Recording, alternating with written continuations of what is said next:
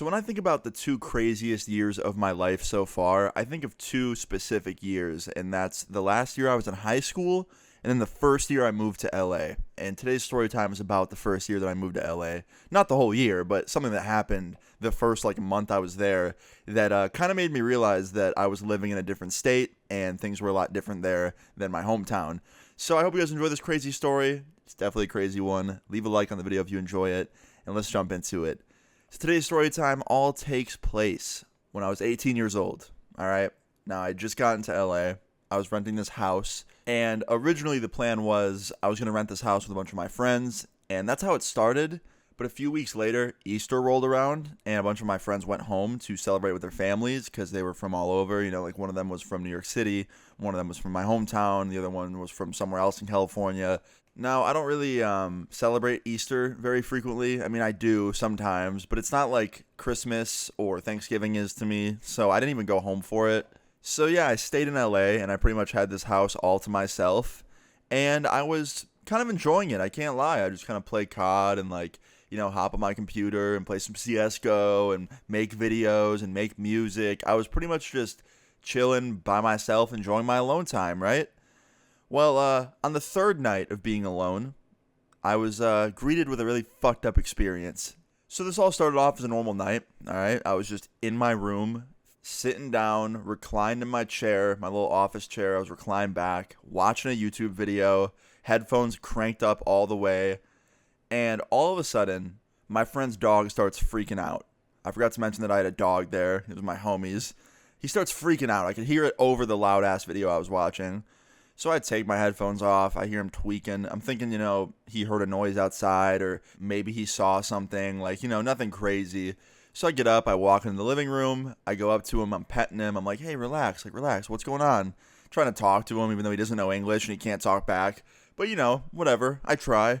And he chills out. He relaxes a little bit. And then I go back into my room. I sit back down. And right when I sit back down, he starts freaking out again. And I'm like, what the hell is the matter with this dog?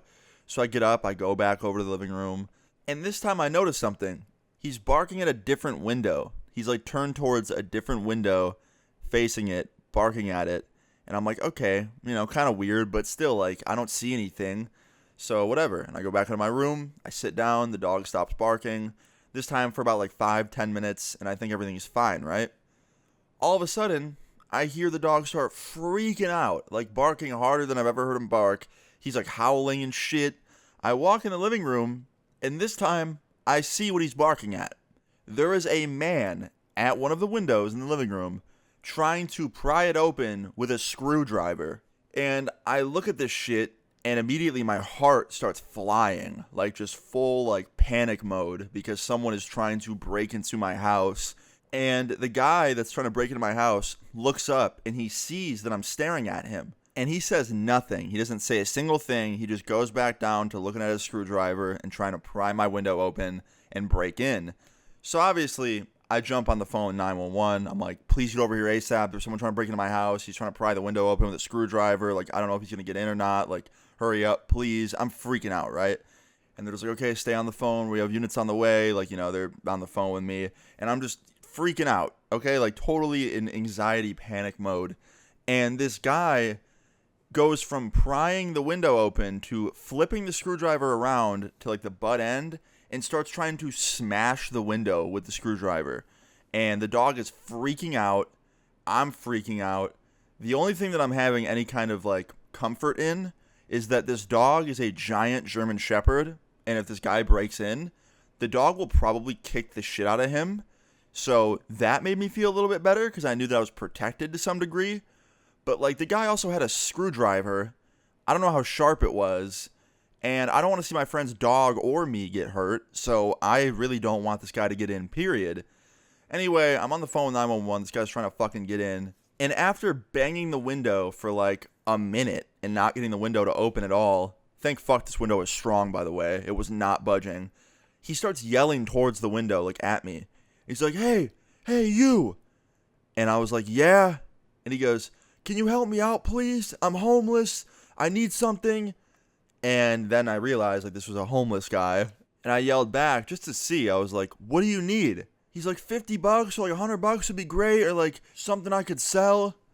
And that blew my mind. I've never had someone try and break into my home and then, while failing to break into my home, being like, hey, could you just actually bring me what I need? Could you like bring me some money and bring me your TV? Because like I could sell that and make some money off it. You know what I mean? Like that's basically what this dude was fucking saying. But the more he talked, the more I realized he was definitely not kidding about being homeless. Like the way he was talking, the way that he was dressed, and really just the way that he was talking is really what kind of gave it away. Like he was stumbling over his words. You could tell he was very much like probably an addict and wanted to, get something. But anyway, after a few more minutes, he starts yelling again. And he's like, can I please just come in for a second? Like, can you please give me some money? Like, I'll just go away if you give me some money. And I shook my head no, because like I didn't know what else to do.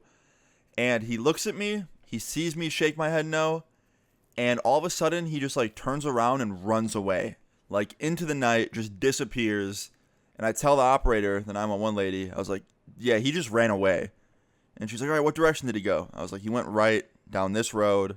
It's kind of a hill, so, I mean, you should see him when they start coming up the hill. And they're like, okay, we'll be on the lookout. And I stayed on the phone with them. And about 10 minutes later, the police finally arrive. I gave them my, like, statement or whatever, made a report, told them about, what happened from start to finish.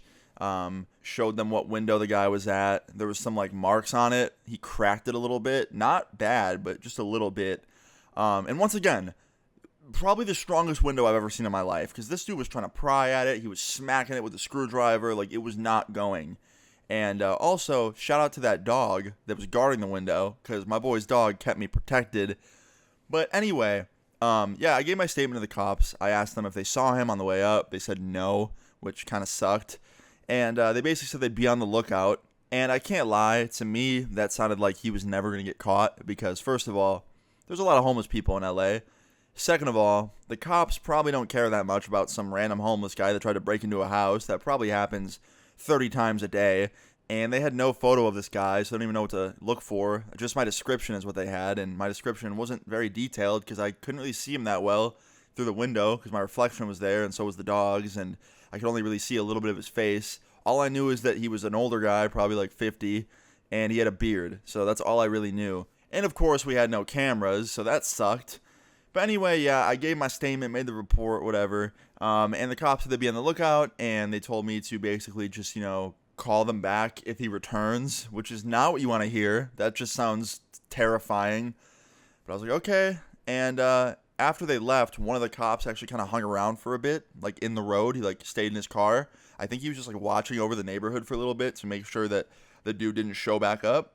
And then like 45 hours later, he was gone. So I don't really know what was going on. But either way, the guy didn't come back, which is good. I didn't see that homeless guy again try and break into my house. But there was a part of me that wondered like where he was at and what he was doing, because he was probably trying to do it to other houses or something, and that's really scary. But yeah, looking back, it's a really weird kind of conflicting situation, because on one hand, I was terrified and wanted this dude to go to jail so I didn't have to worry about him coming back and breaking in. But on the other hand, I genuinely just think this guy was like homeless and really thought that he had no other options and wasn't even looking to hurt anybody. I think he just really wanted like money because he needed like a fix or something. But that's my assumption. I could be completely wrong, and that's why it's not good to assume things. For all I know, he could have broken in and fucking ate my face off and then like cooked the remains of my body and had a nice 5-star dinner of Luna. That was a little bit graphic, but yeah, anyway, you get the point. Moral of the story is lock your fucking doors and don't answer the door or window for a random stranger if you don't know him. So yeah, after this, I FaceTimed all my friends and told them about what happened, and they were all like, holy shit, dude, like, are you okay? And I was like, I'm good. And my one friend, the one with the dog, was like, oh my god, like, I'm so glad my dog was there to like kind of help you. And I was like, dude, he was the best. Like, without him, I don't know if it would have went the same. And he was like, hell yeah, man.